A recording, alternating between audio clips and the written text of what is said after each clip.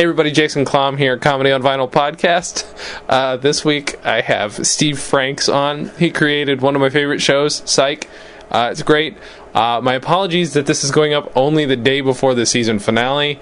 I've had so many episodes to put up there, but this is he wanted to talk about Steve Martin's Wild and Crazy Guy, which is great because we've this is the second Steve Martin album that we've done that I had to sort of sit down and deliberately listen to because again, Wild and Crazy Guy I pretty much know, Let's Get Small I know by heart, but Wild and Crazy Guy, Comedy's Not Pretty, any of those I don't really know as well because I didn't grow up with those. But he wanted to talk about them, talk about this album and Steve Martin in general. And it was just a really great episode. I got to go down to the Psych offices in Manhattan Beach, hang out there, and bring, as you will hear, 2 sets of defective batteries, apparently. But he's nice enough and tries to throw it on himself, but believe me, not his fault at all. So it was a really great episode. Enjoy, and thanks so much for listening. Hey everybody, welcome to Comedy on Vinyl. It's Jason Klamm. With me this week is Steve Franks. Thanks for being here. I'm so happy to be here, and actually by being here, I have to tell the truth that we're actually in my office. So yes. It's like I didn't really do anything. So you're thanking me actually gives me more credit than I'm worth. I actually would like to rephrase that and say thank you, Jason, for being welcome. here. You're welcome. And welcome here. And I took Jason into our craft service kitchen. And Jason only drank water, I'm hoping you'll take some candy, some sort of bunk cake. We have a nothing bunk cakes nearby here, which is always good. And worst comes to worst, you and I can go and do a Jamba Juice run right after. Oh, there this. you I go. think that'll be helpful. You wanted to talk about Wild and Crazy Guy by Steve Martin. I definitely want to talk. I want to talk about Steve Martin. Originally, I wanted to talk when I first got the email from you. I was very excited, and thank you so much for having me here. Of course. Because there's nothing I love more than listening to myself talk. Of course. Talking about comedy, why things are funny, and why you'll find I'm a very easy audience. I don't like to get into the negative about anything. I just want to appreciate the greatness. That said, we'll probably talk about a lot of negativity today. Of course. Sure. But Steve Martin is the reason that I believe that I understand comedy. Yeah. At least to the extent I do now, and also it's just these albums were as important to me, almost realizing who I was, as a kid, and that these records and that they were very popular. I'm sure there's a million people had the same thing. Sure. Star Wars was a big influence on me when I was growing up. Right. Like, how unique is that? But this album, especially, is one of my favorites. And I'm grateful that no one had taken it by now. Right. So. Yeah, I'm surprised, actually. I mean, this is not one I grew up with. I think I mentioned this earlier. I just had Let's Get Small. That's the only one that I grew up with. But did you have Let's Get Small too, or is this the first one, Steve Martin thing? Here's what's so funny is I look at these albums, I'm like, for the age when they came out, it's really inappropriate for me as a kid to be listening to them. Right. And I believe I had them like right when they came out, and I don't know if they were my sister's and I stole them. I know that this one was mine, and I know that Comedy Is Not Pretty was definitely mine. But yeah, we had Let's Get Small, and I learned so much blue language and so many terms that I would never understand. I learned what a diaphragm was from this album. Right. So, and I would laugh with the joke, and then I would go ask my friends what this is about long before Google. I'm sure my kids will be able to figure out all the sort of vulgarities that I put into the world just by searching them on the internet. But yeah, I had all of them. I even had the 4th album, the Steve Martin Brothers, the very I've been wanting to get that one. Rare record, which is like a half of an album of sort of leftover things. It had an unbelievable bit that I used to love so much called "What I Believe," that I think he performed on Saturday Night Live. Okay. And then it was banjo music on the. That's what I thought. That's so funny. Yeah, it's but the first.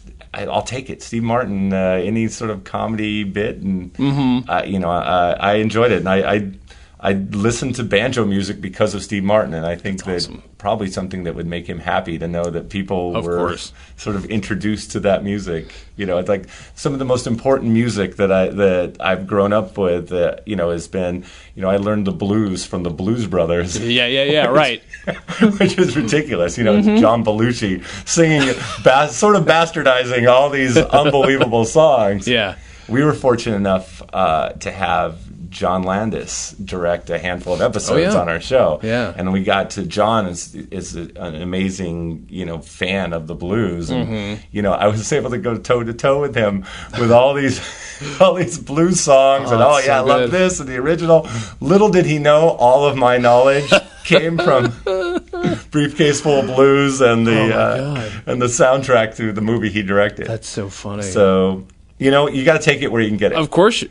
Even this Steve Martin's, comedy and writing, I'm not like a patron of many of the arts. Sure. But anything I understand about painting and the finer things were introduced to me on these funny little 70s comedy album by Steve Martin. Good. So, it's he's done a wonderful service to my life. I don't know anybody else, but I feel like I'm a more complete person just because of Steve Martin. I bet. I mean, but you also said earlier is that you figured out what was funny. You figured out how comedy worked listening to this, but to him. But he's so. I feel like for a kid, it's so obscure and hard to understand. I think it's interesting that would be where you would sort of figure out comedy. You know what I mean? It's not cut and dry. It's not Abbott and Costello. Yeah, no, not at all. And it's a point of view. And obviously the timing joke is in Let's Get Small. Yeah. But there's so many things that right at the top of this record. There's where he talks about writing the book, and he wrote the book called How to Get Along with Everyone. Yes. And you're following along, and you're expecting the joke somewhere else, and he pulls the rug out way earlier than you expect. Right. And it's like, wow. Listen to those people react to that. I laugh. I'm laughing at that. Yeah. And then he goes off, and what I love so much about Steve Martin is so much of it, it's intellectual, it's dirty, it's sometimes it's base, it's silly. On this show that I do, and I do a television show called Psych. I'm sorry, we should have brought that up. No. I just, in terms of most people I meet say, what? Oh, yeah, I think I've heard of that. But it's a show. It's been on for a long time. It's a hard-to-kill show. At some point, probably soon, it'll be long gone. But I sort of taken that philosophy with this show is that I always say to the writers, we want to play all 88 keys on the comedy piano. And I'm praying that there are 88 keys on a piano. And I'm not wrong, but I think I'm totally right about that. But Steve Martin, I think, plays all 88 keys on the piano. And so there's loud stuff and there's quiet stuff and there's introspective stuff. But the thing that stays, that's consistent is his appreciation for the silly, and so few people do silly well, and if you just do silly and it's the Three Stooges, then it's that thing, and it's one note. Right. But with Steve Martin, you get all these other things that mix in with it, and I love a joke that makes you giggle 10 seconds after you've heard it. Yeah. And you get the big laugh, and that's always fine. But, I go through, and he does that whole bit about, like we were saying, the books he's written. Yeah. And, Trouble in Doggyland is one of the many titles that books. That's just, it's silly and ridiculous and funny, and, And then this whole joke just is it's a whole bunch of silly titles of books that he's written, but then you get to the last one and then he reveals that the last one was significant to him because of the first one he started using verbs. Right. And it's like, oh, there was another joke here, and it's nice, it's funny, and I think it's certainly less structured than comedians can get away with now. Yeah. Sometimes the bits, they don't have an ending. They just I think by design they don't have an ending. Another weird thing about it though is sometimes the jokes it just fades out. They peter out, yeah. And I can't tell if that's an editing thing or if it was just him giving up and getting away from the mic. I can't tell. Well, I mean, there's lots of moments where the guy is just taking the fader down and we're going to silence and like, oh, okay, I guess that's the end of that. I know, yeah. And it's really so strange, and it's something certainly as a kid I never noticed that the bits fade down. I go, hey, well, what happens after that? Right. So, it's stylistically a choice, but it's also, to condense the album to fit on a piece of vinyl. It really makes you wonder what you missed seeing him live, though. It kind of makes you sad for never having seen him live. It was one of the things that was one of my... I mean, I was clearly too young for me to tell my parents to take me to the Steve Martin show. Right. But it was one of those things that I just wish he would do it one more time. Yeah. Of course. just so I could go. It's a totally, completely selfish thing. Sure.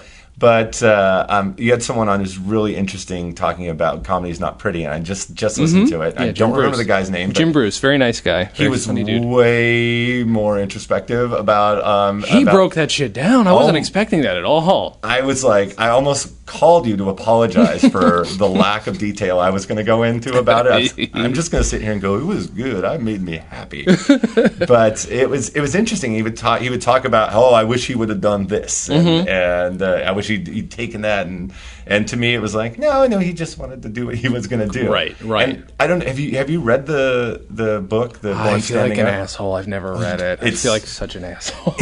You're supposed to. You have to read that, and I haven't. You don't have to read it at all. I mean, I'm so far behind. The great thing is, and I'll go back to the television show, and then like people are going to go, why is this guy talking about his stupid cable network television show? People expect you to talk about this show. There are a lot of fans who listen to this podcast, apparently. Great to be here for the closing night show here at the what is this? Is this San Francisco? Okay, been here for 2 weeks, and this is the closing night. We do 2 shows tonight, and I'm really looking forward to it. So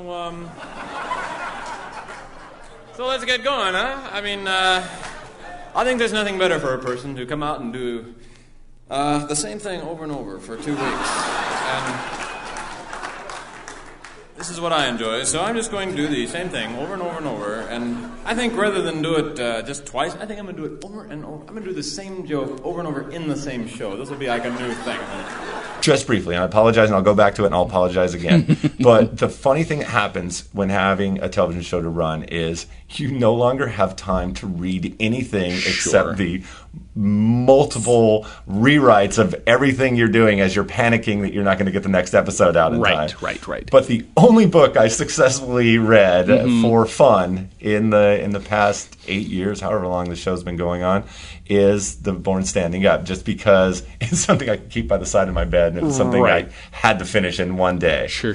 And it's an amazing book, just in analyzing. It's so much about him learning to be funny, and learning what makes a joke work, and failing, and doing all these things. And he started it. He worked at the Magic Shop at Disneyland. He worked at the Birdcage Theater at Knott's Berry Farm, and I have a small kinship to that. And that I also, was a victim, or fortunate, however you want to look at it, of working for the Walt Disney Company at their theme park in Anaheim for 8.5 years. Holy shit. And for a long time. And I was fortunate enough, although I probably shouldn't admit this, because they could probably claim some sort of intellectual property to it. But I actually wrote my first movie script that got made while working as the foreman in the tiki room.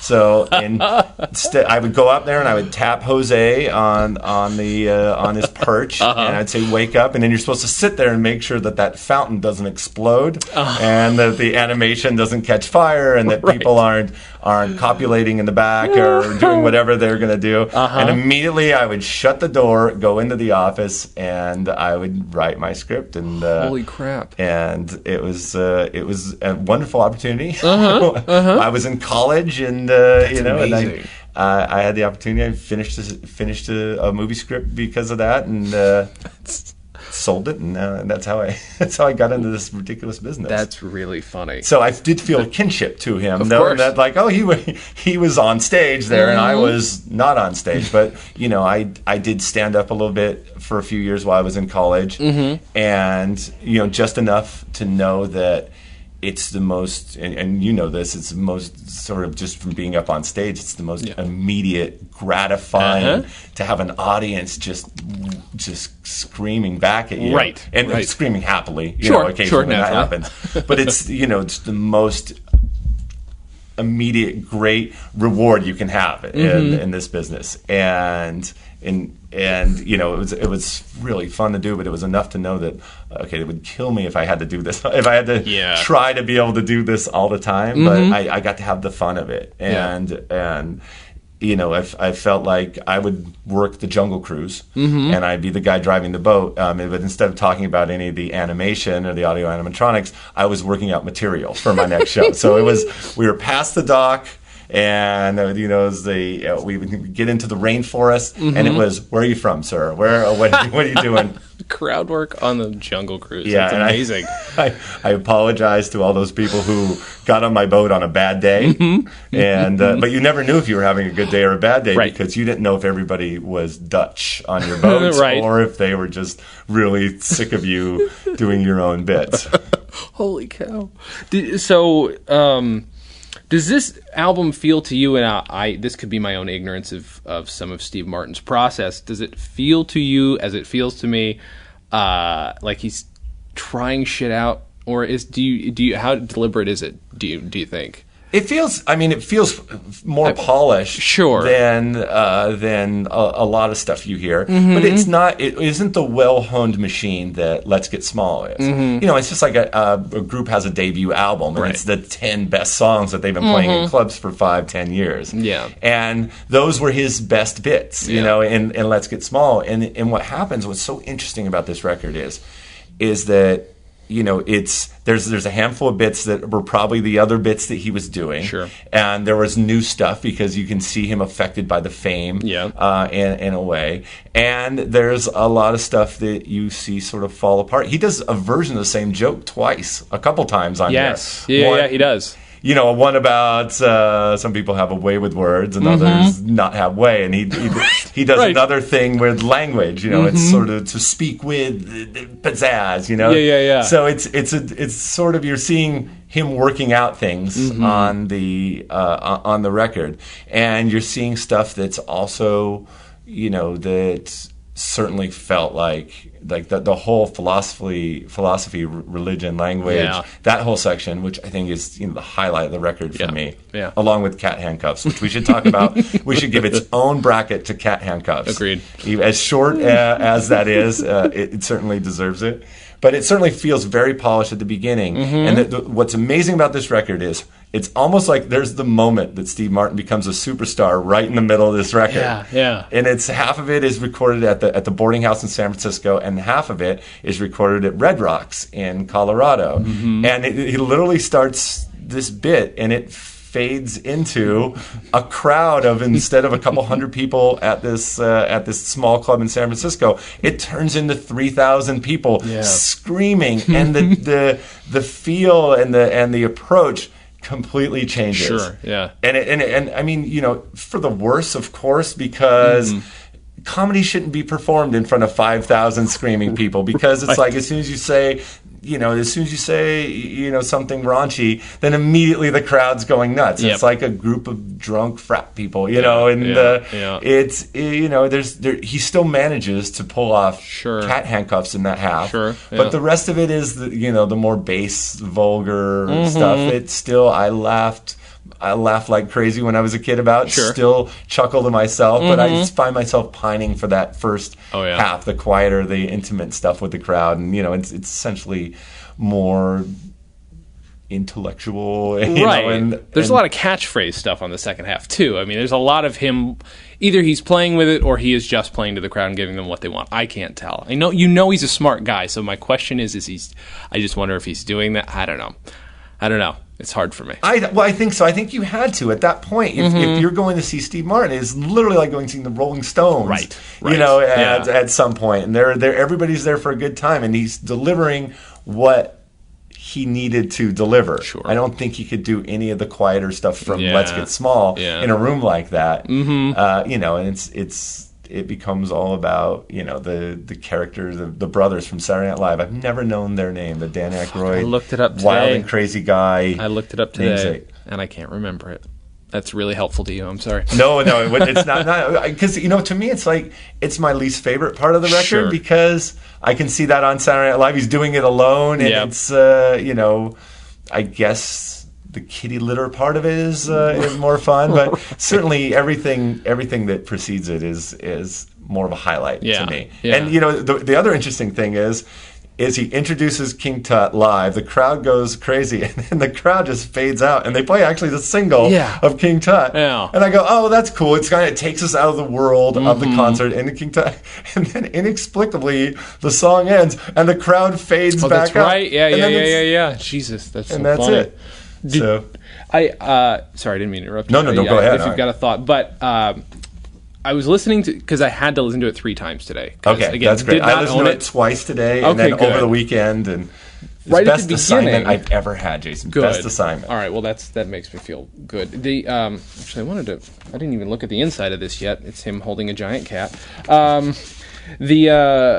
Right at the beginning, I noticed, because you mentioned he does that joke about language. I think he does it 3 times. I counted it on the way home. Oh, it's 3? Okay, well, there you go. At the beginning of the album, and I want to know how intentional this is. Again, it's all, I do wonder how much of it he planned. He said, I want to do the same joke 3 times. I want to do the same joke over and over again, see if I can get away with it, And then he does that same bit. And he even does the, I think I just lost my mind for a second. I think he does that at least twice, too. So again, don't know if it's in editing that joke makes it in there 3 times. I'm just wondering if it's intentional. Well, you have to think, too, that there's one weird thing that'll obviously have a point with all this. There's the weirdest thing we talked about just a minute ago. Mm-hmm. There's a 2-year-old baby at this, or a toddler, I guess, at the show. Yeah. And who the hell is bringing a 2-year-old to a Steve Martin comedy show? Yeah. And then you think, it's just a joke. And then later, the kid starts talking and actually throws him and sort of ruins a joke for him. And he goes, I dig baby talk, Then he sort of gets flustered. And then you can hear like a really sort of terrible edit where it comes right back to him doing the joke either on the same night or on another night. Yeah.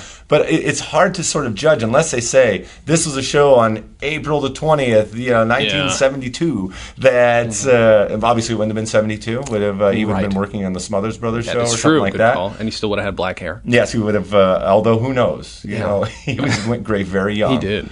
But they're editing different nights. He said it's a 2-week engagement there. Yeah, right, and he says, so you don't know how much of it is part of the act and how much is intentional. And what this album has, and if you can get the actual LP version, there's a picture where he says, I'm making noise in the background. It's a picture of him. It says "Best Fishes," and he's got a fish inside inside his white suit. It's awesome. But it actually has a set list of the bits he's doing, and it's some of these new bits, but they're also in between, he's doing old stuff from the other album. Okay. So as being the editor of the album, I'm sure you have to go through and edit out, okay, we did that joke on Let's Get Small. And so there's a lot of work. And obviously the arrow through the head, the bunny ears, that's not going to play on the record quite as well as it will live. So maybe instead of being negative about the guy who just decided to randomly fade down the jokes, I'll just say he was doing the best he can with what he had. I had a good time since I've been here. I know that sounds phony because every entertainer in the world comes out, no matter where they are, they go, "Hey, it's really great to be here." And it really sounds fake, but I am sincere when I say, "Hey, it's really great to be here." But I dig the scene here. I'm into the sophisticated kind of thing, and that's because I went to college. I studied philosophy, psychology in college, and I'm pretty proud of that. How many people study philosophy in college? So they can never raise their hand. They always go like halfway because they're so confused after about 2 years, Oh, but shit. Anyway, I have a book coming out. I'm pretty proud of that. I'm getting more out of the comedy, more into the serious. There's a little child there. Hi. How old is that little child? 2? Got a joke for him. These 2 lesbians are walking down the street.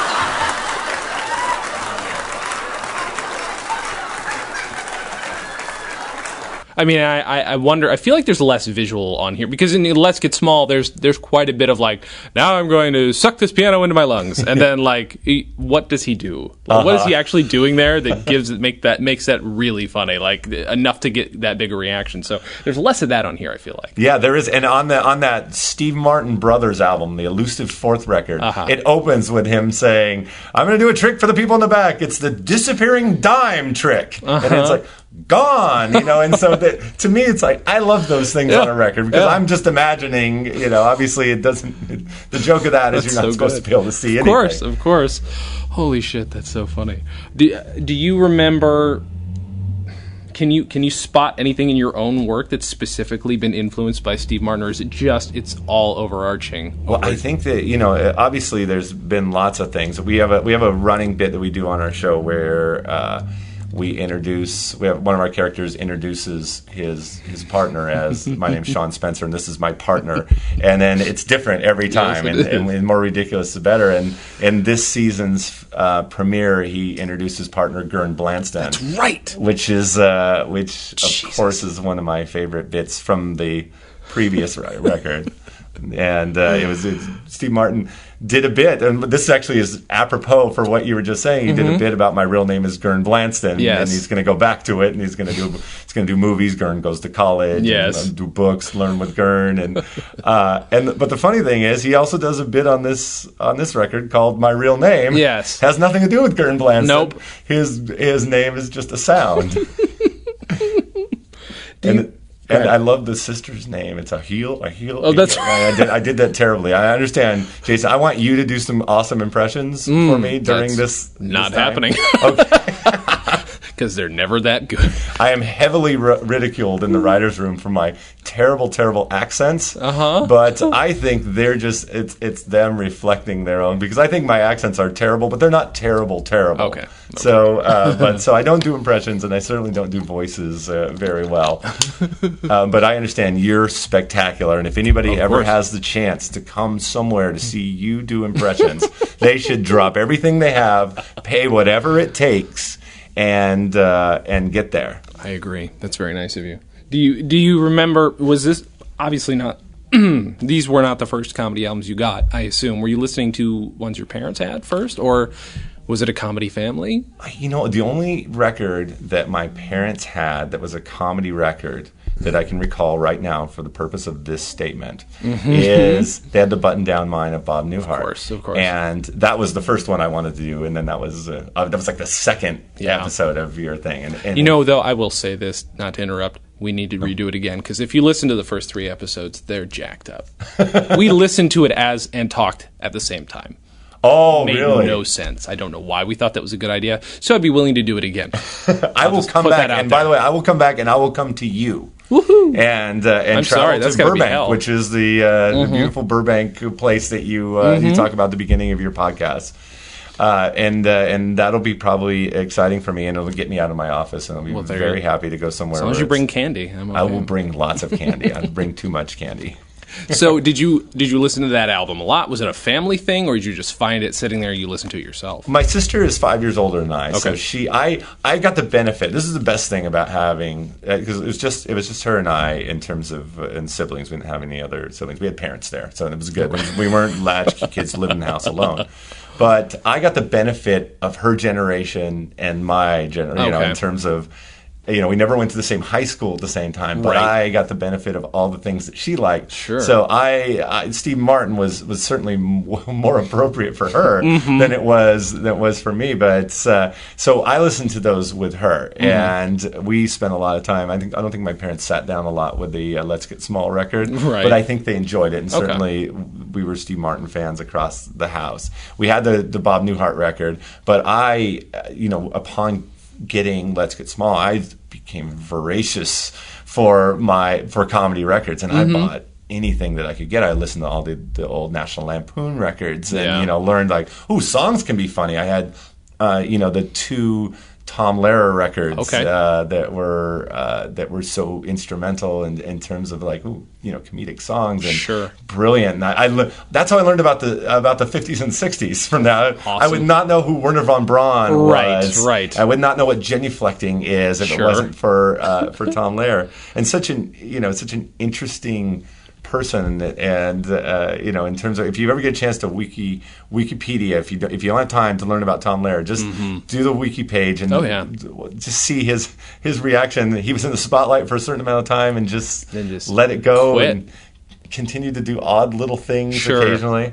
But we had lots of records. There's a record I'm almost remiss to. I feel bad to mention this, but the first. I'm just going to embarrass the hell out of myself. the first Gallagher record is hilarious. Is it? It's okay. really smart and really like. And I thought Gallagher was just kind of. And they only had there was a drawing of him. It's a drawing. It's black and white. And I'm like, this is really funny and edgy and cool and smart. I had no idea he was the guy who was smashing watermelons and becomes sort of the bane of every comic. Yep. But I loved that record. I have to listen to it then. You know what? It's probably terrible, and it's okay. probably just me, and it's probably a product of, But this record, the funny thing about this record is, I thought, oh, this record's not going to age as well as Let's Get Small, and I guess it doesn't age as well as Let's Get Small, but it really, so much of it holds up, and it's so funny and still groundbreaking, and I think it's interesting in that it changes the way I thought comedy could be performed, and I don't know anybody who was doing comedy this way back then. Right. And I don't know a lot of people now who do it the same way. No. Right. Because he's doing a character, but the character changes, for the jokes. Sometimes he's an intellectual, the joke's always on him. Of course. But sometimes he's not intellectual. He can be as fooled as you want to. It's always appropriate for the, it's always appropriate just for the joke. Yeah. Yeah. He feels to me like he's playing. I've heard people talk about like that he was sort of doing a parody of what stand-up was, or what that sometimes could be. But he feels like he is playing an observational comic in a different universe that's just slightly askew. Yeah, like he's exactly. observing these things that are real and true about humanity, but are obviously ridiculous. You know what I mean? I mean, if that makes any sense. I think it absolutely does, and it's fun to sort of see, because the amazing thing about this is, like, if you listen to a Richard Pryor record, you learn everything that you could possibly ever know about Richard Pryor from that. It's bare and it's raw. You learn nothing about Steve Martin except that he's probably a pretty smart guy who has a lot of paintings now. Yes, right. And it's interesting that he can keep himself removed from it in such a way. But it just makes you more interested in him, and obviously you listen to the record and you go, I want him to be my friend. Right, and, right. This guy has no interest in being any of our friends, It's because he manages to keep himself that distant, and it's, I don't know, it gives me a warmth for the world just listening to Steve Martin. Yeah. Have you ever written any, and I am leading you a little bit, but have you ever written... Lead me somewhere. Have I ever written? Yes, I have. Have you ever written a character that... I'll just say, because Sean on Psych does seem to have, when he's, at least the way James Roday plays it quite frequently, has some really strange moments that really feel very Steve Martin to me. Like really over the top, like when he needs to be. Especially early on when he was doing the psychic stuff and having his fits. Yes, exactly. You know what I mean? To me, it's like those things. There's a Steve Martin bit that it's not a Steve Martin bit at all, but they had this thing, and we recalled it was an accident the first time, but in the premiere of this season, he has a character that he goes into to get himself information. It's called Soup Can Sam, and he's a homeless guy who has all this like the most ridiculous amount of backstory. And so they were going to go into this place to get information, and Gus also wanted to have his own character, but they only had the one beard, so they actually divide the beard in half, and so they each have to be facing each other, and they each have half of the beard. And Gus had to become a character named Satchel Gizmo, who's also this guy who has this elaborate, crazy, backstory. And to me, that's exactly what I talked about earlier. Like, in the writing of it, I thought, oh, the other producers are going to kill me for putting this in the show. But to me, it was making me giggle like 10 seconds later. In the way that the great Steve Martin bits that, that I loved it, that it had to be in the show at that point. It's so hard. It's so hard to believe in anything anymore. You know what I mean? It's like religion. I mean, you can't really take it seriously because it seems so mythological and it seems so arbitrary. And then, on the other hand, science, it's just pure empiricism, and by virtue of its method, it excludes metaphysics. And I guess I wouldn't believe in anything if it weren't for my lucky astrology mood watch. And those are the kind of things. There's a joke on this record, and he's talking about he's talking about the Mona Lisa, and he goes on and the joke is like kind of 3/4 of the way through, and a lot of people don't notice that the Mona Lisa was painted with one stroke. Yes. And that makes me giggle like 10 seconds later. It's not like you're on the floor going, one stroke. Right. You know, and so and also that joke, there's one more part and it fades down. Yes, that's right. So to me, it's like I love the silliness, and I love the way that that's all sort of what I've learned, at least from Steve Martin. And, you know, not even just these records. You know, if you've ever seen the Absent-Minded Waiter, the short he did that got nominated for Academy Award. Actually. It's really funny. Terry Garr and Buck Henry, and it occurred somewhere in this point between Let's Get Small and all the Steve Martin TV specials, which if you also go to YouTube, you can find pieces of those. Oh, shoot. Okay. And they're pretty amazing, and a lot of them don't definitely feel like the 70s and are a little dated, and that's probably why they haven't been released on video, but there's still so much really smart, thoughtful comedy stuff. Yeah. As a writer. Okay. Oh, I haven't answered it yet. No. You have. Okay, no, good. you have. Okay. No, I'm moving on. It sounded like that sounded accusatory. I apologize. No. I have this terrible problem never answering the question that was answered. No, you did. Because otherwise the answer would be, I don't think I have anything exact. I personally have trouble finding what the through line is of this. Not that there needs to be one, but as a writer, you're able to apply like silliness as a tool. You're allowed to, pepper something you write with it. But you also have to keep in mind story. You have to keep in mind character, keep in mind pathos. You have to keep in mind all this crap. Even if you're not thinking about it consciously, I'm telling you everything things you already know. But I wonder what's stringing it together here that I'm not noticing. You know what I mean? And do you notice something that maybe sucked you in and what keeps you listening besides it's silly? Or is that just it? Do you think that's it? No, I mean, I think, to me, it's like, I think it's smart and stupid at the same time in a weird way. And I think, not a lot of people realize that those can work hand in hand. Sure. And that there's a world, and I guess it's a tonal thing more than anything, because we're not specifically doing... we're not doing stand-up style bits where our guys are going off on their own thing, but we have a mystery to solve and all the dramatic things and a story, and then we reluctantly add in clues and solve the crime because we have to. But we really want to get to the bit where the two guys are each wearing half of a beard, sneaking into a gun range. So to me, it's more about that approach. And the great thing too about Steve Martin is that the victim is always him. In the crime. It's always this sort of character. Sure. And that's important, too, because so much comedy is hate-filled or whatnot. And, not to say that I would never get up on a soapbox and say, hey, I don't like this hate-filled comedy, because I'm the first guy to go, oh, my God, that's so great. I love Bobby Slayton. Sure. Bobby Slayton is, one of my favorite comics we used to go see, back when there were comedy clubs on every corner. But...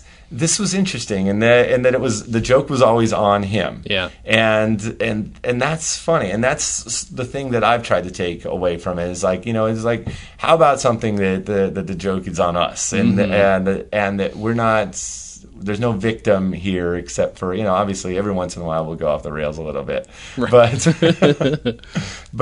I just try to take the lesson of it. It's almost like he's a professor in a really great class that I had one time, and I should try to adhere to some of the rules that he was talking about back then. Yeah. Do you? He gets to. Because of the time and where stand-up was and who he was, he gets to play with being self-referential.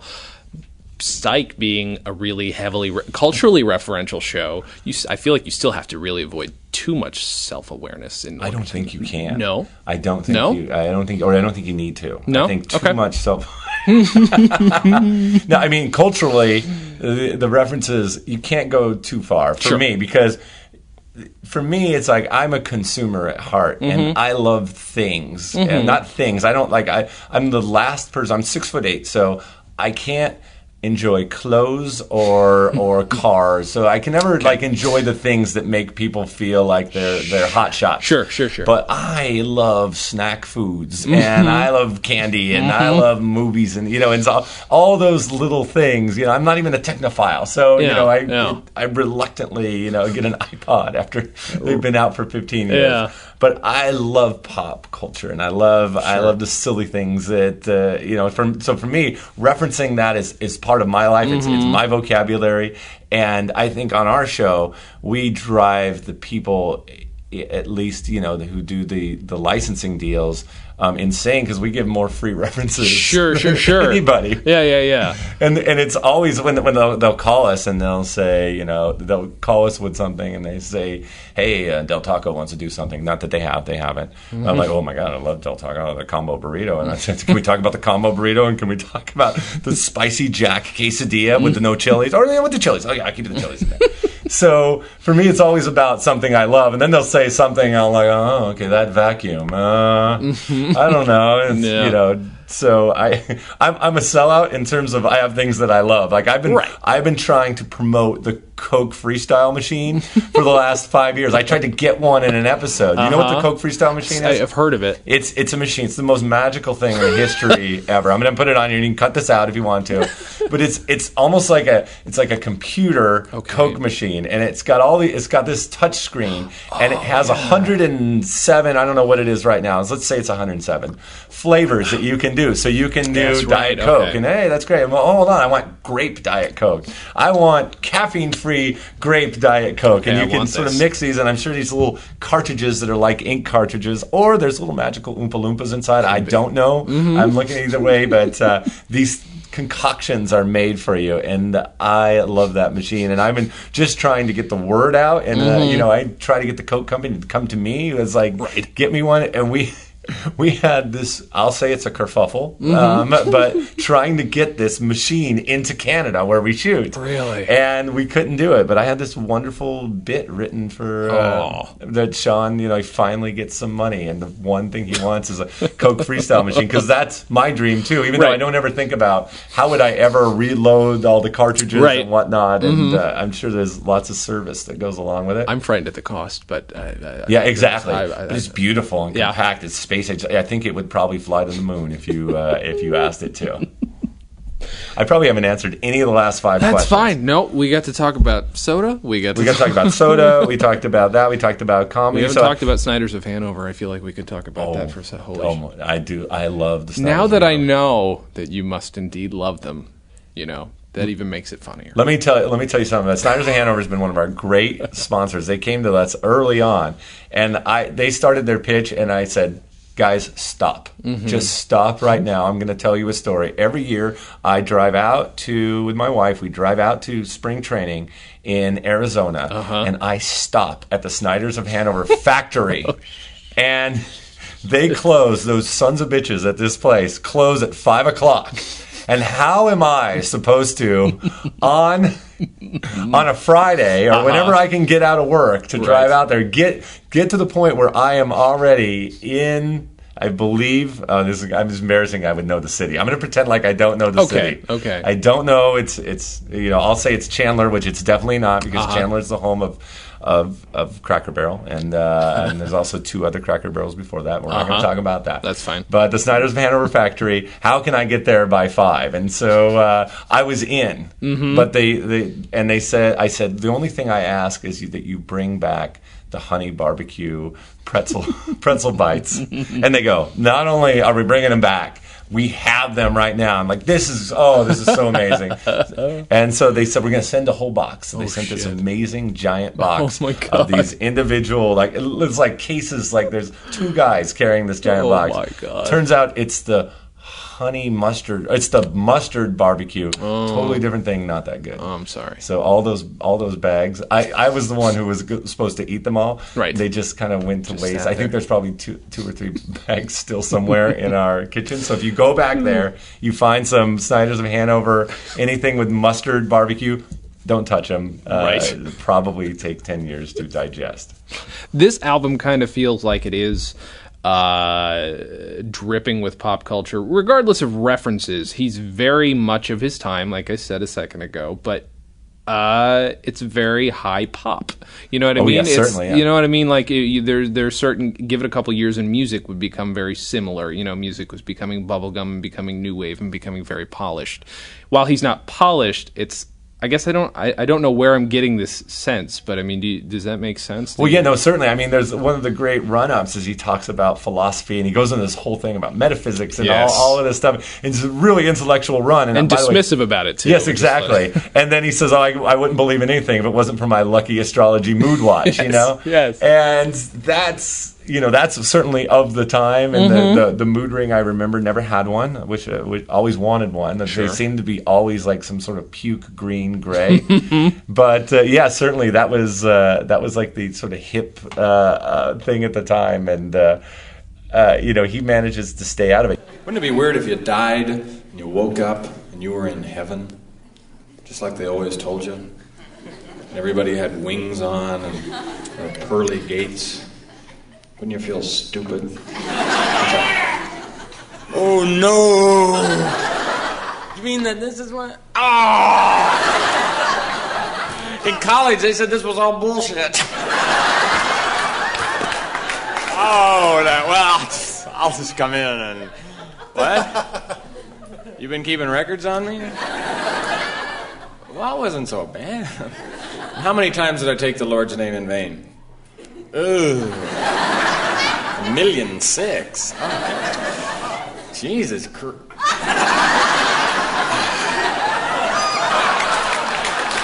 You know what's interesting, too? Speaking of the time, just before, at the midpoint where it becomes the giant concert, he actually does a financial disclosure where he talks about he has to give 35% to agents, and there's a great line about the percentage that goes to development of new material, which is 0.0000001%.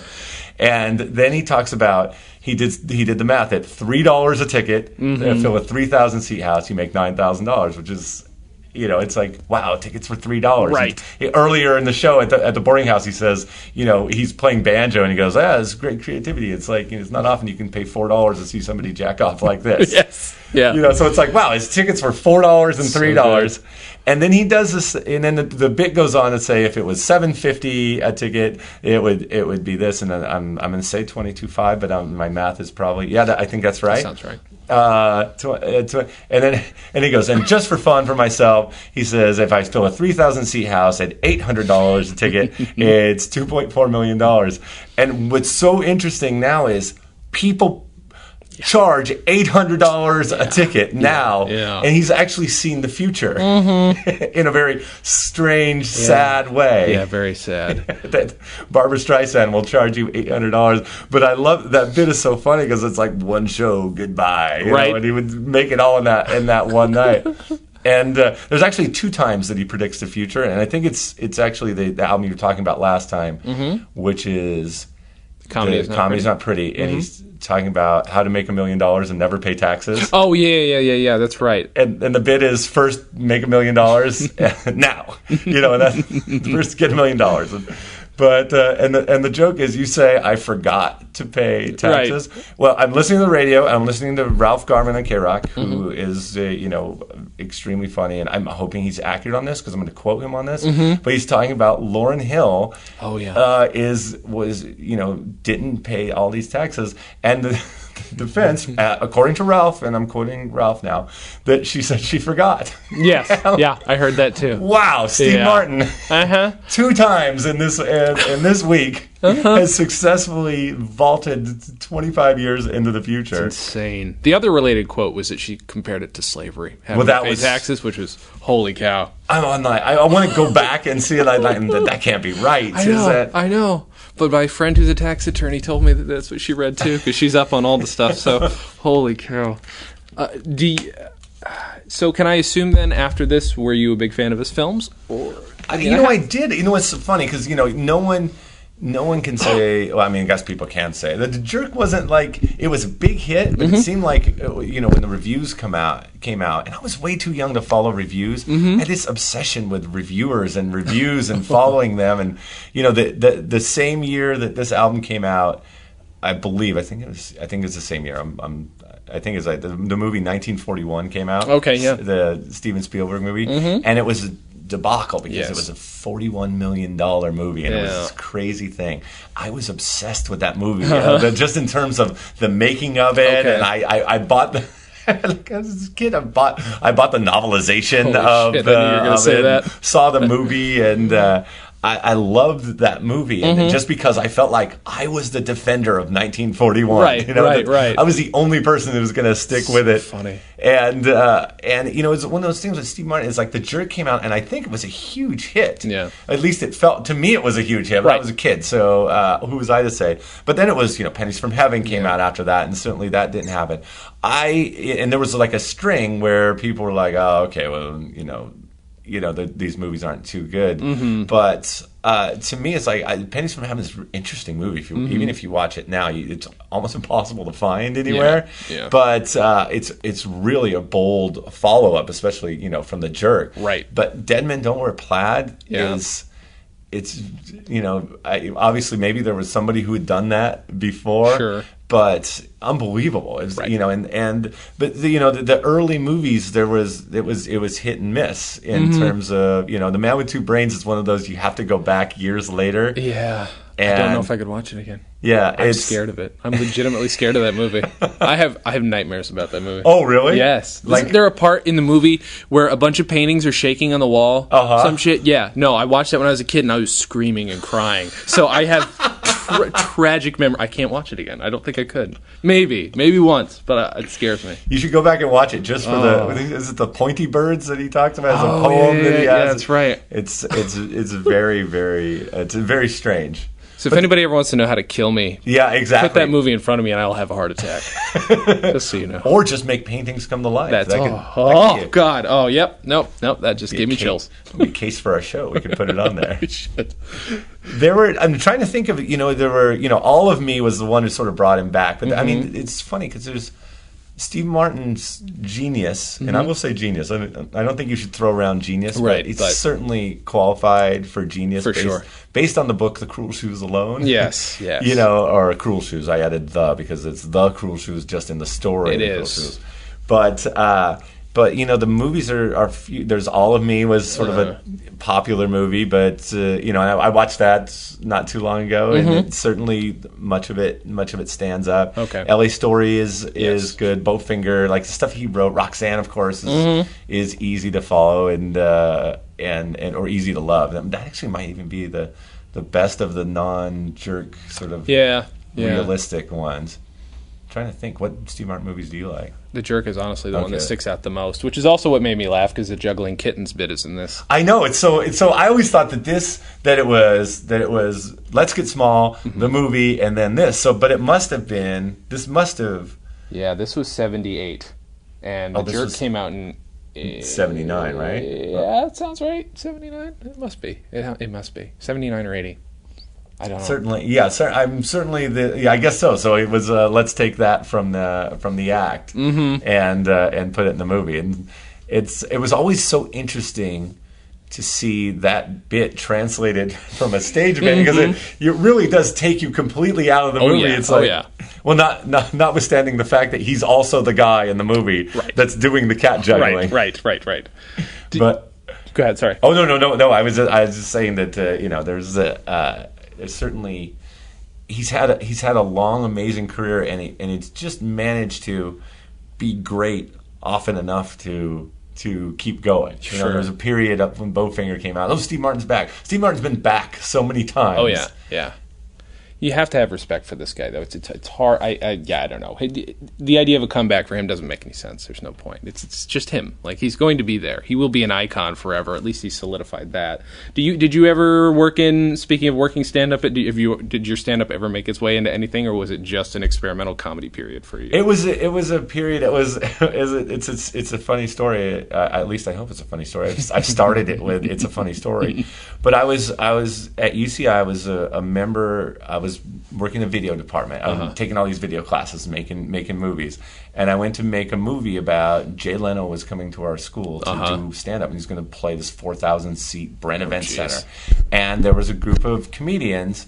It was a comedy club at UCI. And there was a bunch of guys who were just doing comedy. And I went to make a film about it. That's and awesome. I'm filming all these guys, and there's a nice group of guys and all that stuff. And towards the end of it, they're all doing their bit, and they're like, hey, auditions are tomorrow. And I said, hey, raise my hand. And I'm like, what is the qualifications for being in the comedy club? And they said, you have to have attended one meeting. And I'm like, okay, cool. And then I'll raise my hand again. I go, I've attended one meeting now. Can I audition? And they're like, yeah, sure. Yeah, come on in. It'll be great. So I go in there, and I freaking got it. Much to the chagrin of all these guys who've been there. So my first time doing stand, I literally wrote bits in 8 hours overnight, and I wrote down a handful of things. Went in an audition, there was 3 guys that they picked. So my first show ever doing comedy, I opened with 4,000 people opening for Jay Leno. Oh my God. It was awesome. It was insane. so cool. I got to be at the front page of the calendar section for the Los Angeles Times. And I'm like, well, hey, this comedy thing is easy, you know. Right. And I stuck with it for a while. We go do things. We do auditions and all that stuff. And I got to a point where there's some guys that are really good in that group, and you get there and all the things you have to master. I'm like, I can either write or I can go to the stand-up route, And I'm like, there's too much at stake, Sure. So I went the writing way, but it's an amazing fun, just amazing feedback sort of rush that you get. And I'd sing the theme song to the TV show, to Psych, and I played in the band for 20 years plus now, and even doing a show, playing the House of Blues with with a huge group of people that are there, it's nothing compared to having the audience in the palm of your hand and working it, and it's terrifying at the same time as it's so fun. And so that's why I have so much respect for stand-up. You never appreciate your language till you go to a foreign country that doesn't have the courtesy to speak English. I went over there thinking, no problem. I don't speak any French. I'm thinking, no problem. English is a universal language. It'll be easy. So I get off the plane, get into the taxi, say to the driver,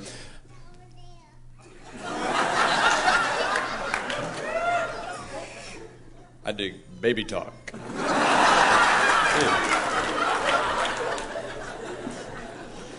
Okay. Have I started yet? I have. Okay, well then let's just keep going. Oh, so anyway, you go to Paris, France, and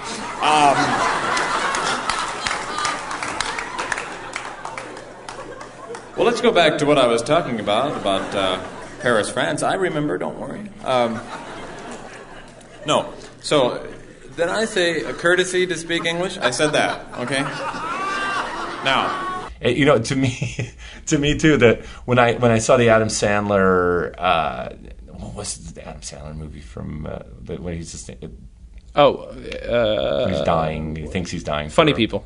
Yeah. It was the first time I'd ever considered, this is how naive I am, that someone besides the comic was writing all the jokes. Right. And that was it ruined the movie for me. Sure. I'm like, no, Steve Martin is the guy who's sitting there and jotting all this stuff down. Right. Even now, I still think Jim Gaffigan, who's, the sort of guy that he's sitting there writing all those jokes. And there's nobody's saying, hey, Jim, you should do this. It's like, no, these are all things that popped out of his head. He's going to figure it out. He's going to go work it out with the crowd night after night. Because that seems like, wait, that's too processed. Which is so funny too, because as a TV writer, you have a million people who have to master one character's voice, right? I mean, you have everybody's got to have that character's voice down, right? Yeah, exactly. No, certainly. And for me, I have an interesting approach to our show, is where usually it's like you try to make sure that it's homogenized until it's all the same exact show. Mm-hmm. But with our writers, we shoot up in Vancouver, and I want that to the certain degree that it needs to be. Mm-hmm. But I want, when Saladin Patterson writes an episode, Saladin is, more spiritual than the rest of us. Uh-huh. And I want that to come out. I want it to feel like Saladin Patterson's interpretation of it. Andy Berman is all about just the joke and all that stuff. So I want it to feel like a rat-a-tat, comedic thing. Mm-hmm. And, James Rodet, star of our show, he even writes as well. And I want his episodes, they're always dark and twisted, horror type things.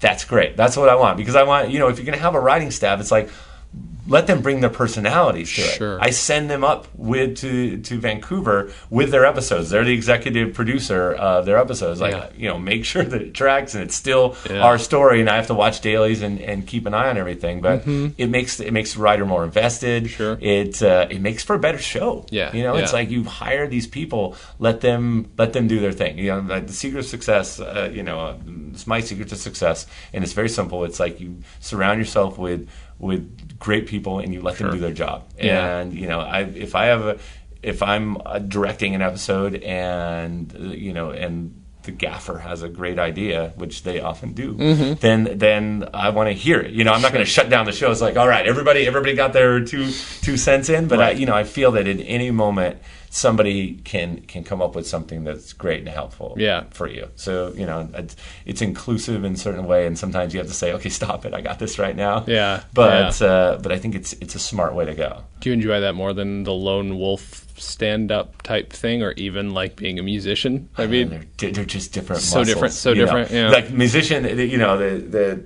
playing in a band is so different than, it's the opposite of comedy, because it's four minds coming together, and if you get to a point when you're playing that everybody knows what the next turn is going to be and all that stuff. And we're not like improv jazz guys. Right. But it's like even to an ending of a song, and there's a certain degree in the live shows that we do, it's a lot of improv comedy, over the songs. We play pop songs. We're not just doing jokey novelty songs. Sure. Certainly there's plenty of those, and certainly we're going to do, the song that the Brady Bunch did when they were the Silver Platters. We're going to do that live, of course. That makes sense. We kind of kick ass at it. But, it's all about knowing what the band is doing. And especially a live rock show, it's a living, breathing organism. You feed off the audience. Yeah. And especially with comedy, you have to feed on the audience of where you go to next. Sure. And I drive the rest of the band insane, because I change the set list constantly. I'll write a set list out, and it's like, no, we got to go here. We got to do something funny. We should do something serious here. So, and especially that. And this was so interesting about, once again, that picture with the best fishes on it inside the Steve Martin record. He's got like 45 things just listed one after the other. And he's got like extra bits. And there's these things that I've never, money candy and conservation and bowling for shit. Although that actually might be one of the ones that I might know that joke. Really? But either way, but it's it's like, if you could go back in time and just see this show. Yeah. Do you, and I think people might be sick of this question. Nobody said they're sick of this question, but I ask it every time. I've never heard it, and I think it's the best question you've asked. Thank you so much. Do you miss having physical albums? Oh my gosh, yes. Okay, I figured as a person who likes things, maybe it was so hard. Last year, I had to get rid of, take my CD collection down to put it on my computer, and that I blocked out 3 months to do it. And I would go through one by one. And it's funny because all the Adamant albums, there's I've carefully selected 7 tracks from it. And then by the time you get to Wilco, it's like, wait, I didn't put Out of Mind, Out of Sight on there? It's I've literally gotten I have to get this done. Oh my God. So it's just going from CD down to digital was so sad, because the compact disc, it's notes, the liner notes were so fun. Yeah. And then you hold up an album. It's like you had a giant picture. You knew Right. who the guys in the band were. Yeah. I knew who William E. McEwen is. I don't even know how to pronounce his name. I'm imagining it's Big McEwen, but I knew his name every time it showed up on one of these records. And now with iTunes, unless it's iTunes LP, and you almost never get any of that stuff, you don't know the story behind any of the bands or the comedians. It's just there's something beautiful about being able to click, in the middle of the night, and I do all my I'll be online at 9:00 on Monday because I know that the Tuesday all the albums coming out in the East Coast. But it was so much better with the vinyl. I laugh at those people who say, "Oh, the sound quality is so much better." It's like, I have so many records. I'm so shocked when there's not a scratch or a pop in there, and I can't tell the difference. CD sounds better than anything ever should have. Yeah. I mean, I do notice sometimes when you get the iTunes, or when you get them on iTunes and they've actually been broken down, it's almost a mono mix. You can hear the difference there, but I'm not the guy who has, once again, the Google Phonic stereo to reference the next album. I think. Yeah, I think it was. Yep. Google Phonics, which is another great bit. But I miss the LPs, and I think we all should, but I don't think we need to bring them back. No, we definitely don't. You just don't get little things like this, but I'm fine, the little inserts. Yeah, and the like picture, and there's this great, fold-out Steve Martin with with an electric guitar, which I've never seen Steve Martin with an electric guitar at any other occasion, but he has an amazing, beaded strap. It looks like one of the Elvis Eagle jumpsuits. Mm-hmm. And I guess the exchange, too, though, is that artists are getting more of their money now than they were when LPs were. But are they? Supposedly. I that hope friggin' so. thrift shop song, those guys they don't have a label. So, all that money's theirs. Well, you know what? Power to those guys, because that song's funny, too. Mm-hmm. And it's sort of a testament if you can just get somebody to listen. Yeah, right. And that'll take it. The thing I do miss the most, though, is Tower Records. You could go. At one point, there was this perfect moment with CDs, and they had these listening stations, and you could sit there and just listen to records, and there was a paragraph about each of those. That's awesome. And I cannot name how many bands that I've discovered just off of those. Okay. Discovered for myself, but just off of those listening stations. Yeah. And now, you get on iTunes, and even with comedy records, it's like you have to click on Steve Martin, and then you say listeners also bought, and I always do listeners also bought 4 levels down. As soon as you get to 4 levels down, now you're into new territory. Right. So you keep trying to go connected to, and that's the only way to sort of find new stuff now. And I kill to find a new band, like Fountains of Wayne, that it's oddball pop music, it's rock and roll, but not silly and not trying to be a throwback to anything else. Okay, a lot of percentages. Manager and agent, 30 to 35%. Road expenses, usually 10 to 20%. Development of new material, 0.0000001%. And I've written that all up in a little pie graph here. Then over here I have a rubber chicken graph. Then I figured out potential concert income. If you fill a 3,000-seat hall at $3 per ticket, the gross is $9,000. If you fill a 3,000-seat hall at $7.50 per ticket, the gross is $22,500. And just for fun, I figured out if you fill a 3,000-seat hall at $800 a ticket, the gross is $2,400,000. And this is what I'm shooting for. One show. Goodbye.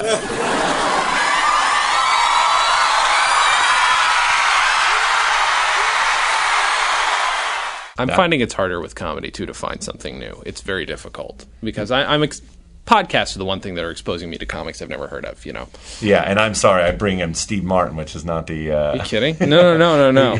Obscurity is not the point of this podcast. Sometimes it is. Like, with Zero Mostel Sings, that was obscure. But it doesn't have to happen every time. If you're going to recommend this album to somebody who's never heard it before or somehow has never heard Steve Martin before, what would you say? Like, how would you condense why this is important to listen to? I say you can learn as a child or as an adult. And this is something I also say. I am always trying to learn I'm not one of those writers who think, okay, I know it. I buy how to write books all the time. I'm always continually reading because I think you can always learn. Sure. And this album, listening to it 25 years later, I learned so much about how to deliver a joke, how to frame a joke, how to set up a joke, and it can teach you just about everything you need to know about comedy. But the amazing thing about this record is it almost literally documents a man's turn from being a club comic into being a superstar. And right in the middle of the show, it turns to a screaming, drunk, crazy crowd that every time an F-bomb is dropped, it is greeted with roars of approval. And and he's making fun of the fact that he's so successful. Sure. I love the joke where he talks about, we got a new form of transportation. We landed down at the airport today, and he goes, it's not, I'm not going to do the joke, but okay, I'm going to do the joke. Do the joke, it's fine. It's usually not that easy it was pretty difficult to, see, I've already blown it, but it was talking about landing a station wagon down at the airport, but he's sort of talking about his own success, and at the same time, making fun of it, but at the same time also owning it, and he was, it's so weird to think now that his famous bit was "excuse me," he gets upset, "excuse me," and that was what made people scream. And it's a product of the time, and just the same way that Thrift Shop right now. Right. In 20 years, we're going to go, wait, what? Yes. What was that all about? But right now, it's very funny. But most importantly, if I was going to tell somebody to look at this album, that they should get this album simply for a moment that happens in the giant crowd sequence, and he does a bit called Cat Handcuffs. And Cat Handcuffs is a genius bit about he's upset because he has to buy cat handcuffs because his cat's been embezzling from him. And it goes into just a tremendously great, perfect amount of detail in a short time. And, it's and the little terms he used, just the two front ones that go over the kitty paws, and that you can't return them because they have spit all over them. And then, and the turn at the end, and it's, well, sure, they're fun. It's the perfect bit of silly, ridiculous, smart, great humor. Okay, cool. One of the great things, if the batteries just went out in the setup here, and if for some reason the last word was oddly cut off, we'll just blame it on the guy who actually mixed this comedy album, who just faded things down in a strange way. He does cut this show. So, yes, and so he's the same guy. We should actually find out his name. Actually, we probably shouldn't. We probably shouldn't, because I don't know if we're both apologists for him. That's true. And that is true. And that I'll just say that something might have cut out. But anyways, I this is the part of the show where I'm supposed to plug something, although I don't really think I need to. I just wanted to be here and to support this great cause that Jason has going on, and this wonderful thing of comedy, talking about comedy records. I would love to come back and do any other record. That'd be good. Maybe not the Gallagher record. Maybe I should. Maybe I should be the one person who is holding up the flag for the original Gallagher record.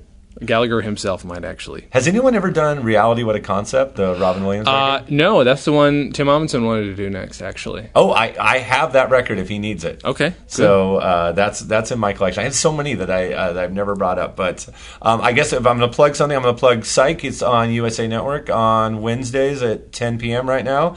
And we're just about 9-10 episodes into our 14-episode run of this season, and we not enough episodes. Sorry. Never. Well, there are 16. There is an episode that's going to play sometime later in the year. I'm not allowed to say when. I'm going to pretend like I don't know when it is, but it could be far off in the future. That actually is going to be run sort of out of sequence, but it's a 2-hour Psych musical movie. And it's 14 songs, and I wrote the songs. Holy shit. Learning them from Tom Lehrer and a little bit from Steve Martin. How about that? And I co-wrote them also with Adam Cohen, who was our composer. He made the songs orchestral and Beauty and the Beast-like. And I started with that acoustic guitar there and wrote these giant show tunes on acoustic guitar. But that'll air later in the year, and it's so much fun, and I'm more proud of it than anything that we've ever done here. And the great thing about that is it fits logically between episodes 8 and 9 of this year. And they're going to air it after the end of the season. So there are continuity errors up the wazoo. You won't believe how many things are completely wrong, although there's a tiny way to explain it at the end. But your drinking game, if you have a drinking game for continuity errors in the Psych musical, I would certainly enjoy somebody putting that together because it'll be fun. But it will kind of make sense in a very strange way. Once you've seen the whole thing. But that'll air later, and then we're hard at work on season 8 right now. Good. I'm leaving here soon to go shoot the 3rd episode of... Well, it's going to air second. We never shoot them in the right order. I don't know why. But it's a mashup of a Lock, Stock, and Two Smoking Barrels type thing with Harry Potter.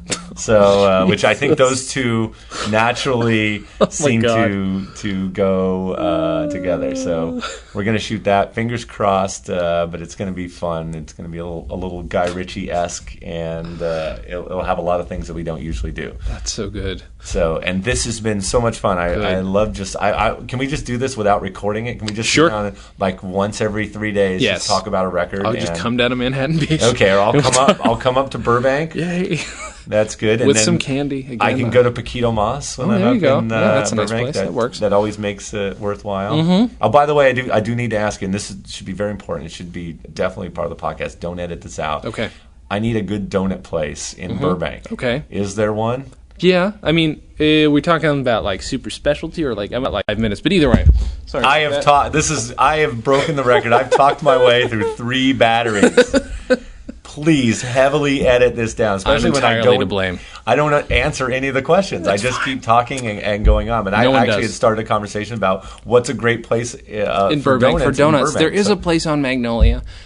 And I can't remember the name of it because I feel like an ass. But there's a good place on Magnolia with a giant donut on this. I am going to drive up to Magnolia and I'm going to find that place. Okay, I think you should. And so, but it's very important. We do this again. We're gonna bring back up this whole donut discussion. That's fine. I'll do my research before. It'll be very important. I was ill prepared. When we do press for the show, they'll send us in a room and you go to a table and it has like a group of people from the blogs and newspapers and whatnot, and you go to each table and they each have like 2 or 3 questions, and I always imagine they're incredibly bored and they've never heard of the show because that usually turns out to be correct. Right. So the first thing I do is I'm like, okay, you're from, they say they're from Key West, Florida. I'm like, oh my gosh, okay, well I'm Kelly McGillis has a restaurant down there that's really great. I ask them about restaurants in their cities, and almost always I get the best recommendations. That's good. Okay, yeah. So that's why I'm hoping to make sure that I get out of you, Jason, at some point. I will find something good for you. We're going to find some good stuff, and thank you for listening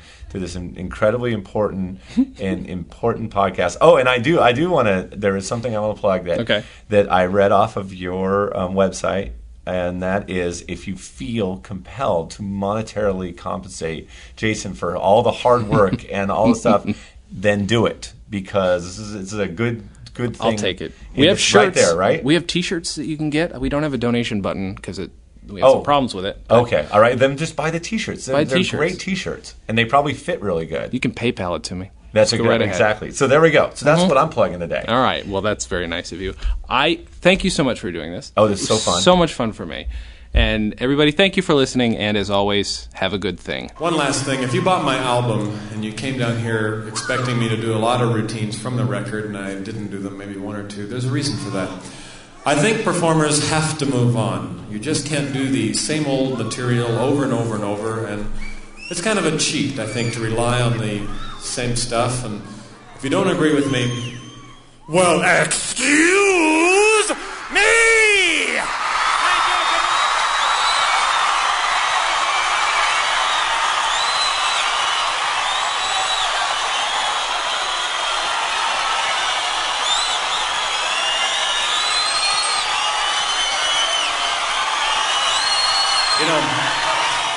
One of the greatest art exhibits ever to tour the United States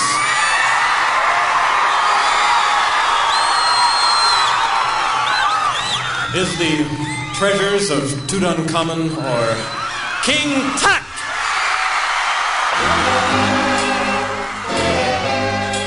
Comedy on Vinyl is a production of Stolen Dress Entertainment. It is produced by Mike Warden and is hosted and edited by Jason Klamm.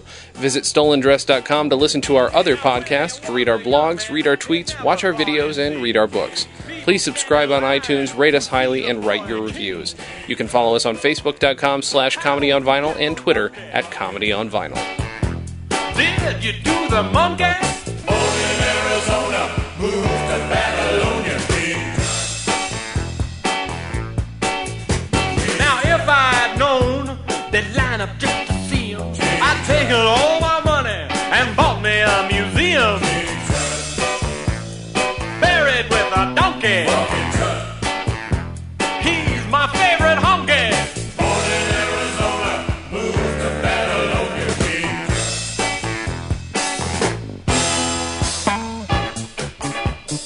Dancing by the night. The ladies love the style. Rockin' for the fight. He ate a crocodile. He gave his life for tourism.